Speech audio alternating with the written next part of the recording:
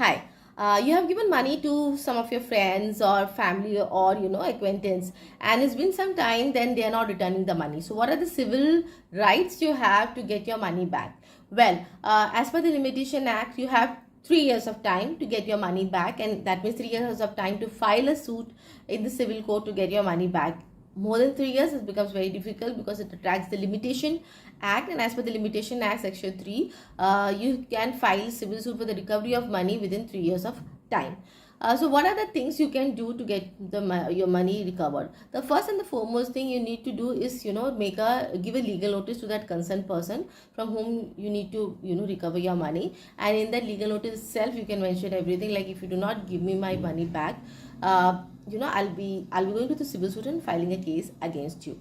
Now what and all you can claim in that money suit? This money suit can be, the recovery suit can be a summary procedure. What is summary procedure? Summary procedures are procedure which are, as the name suggests, is like shorten the CPC procedures, and so many of the processes are not involved in the summary procedure, or you can go for the regular one as well. So what you can claim in your civil suit of the money recovery, you can ask for the money, right? That the first thing first. Second, you can also ask for the interest, that pending light, as we say, that till your case gets disposed of, you can ask for interest till that time, so that amount to be quite a huge, because civil suit do take them some time, or even not, then also you will get till the time your cases runs. So you can claim your money in that under the civil suit, but please remember the fact that within 3 years you have to go to the court in case you're not getting your money by asking from you from time and again. So first give a legal notice and then go to the civil suit,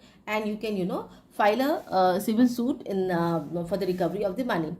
Another thing which also needs to be taken care of, that is do I need to pay the court fee on that? Of course you need to pay the court fee, because civil suit is something which without court fee is just not possible. So you have to file you have to give us a court fee as per the valuation of the money or recovery, and you can get. Remember the fact that the moment you win the case, you can claim that court fee also from the court, so that's not an issue.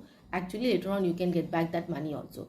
So yes, these are the things which you can do in case your money has been taken up by your friends and family. There's another thing which I like to add, that is what you can do to avoid such a situation. Like you can always make a money receipt, because obviously if you go to the court, you need to have certain kind of document to show that money has been taken from me. So it's always better to have a money receipt from the person to whom you have given that he has received so and so money as a debt or whatever reason you're giving the money, and get that receipt with you, because that will become a part of your documentary evidence which you require to prove it before the court that you have given the money, apart from your court bank balance detail and etc. required. But this receipt will play in your favor, because this contains the signature of the person who has taken money from you. All right, so these are the things you need to take care of when you want to recover your money from your friends, family and acquaintance.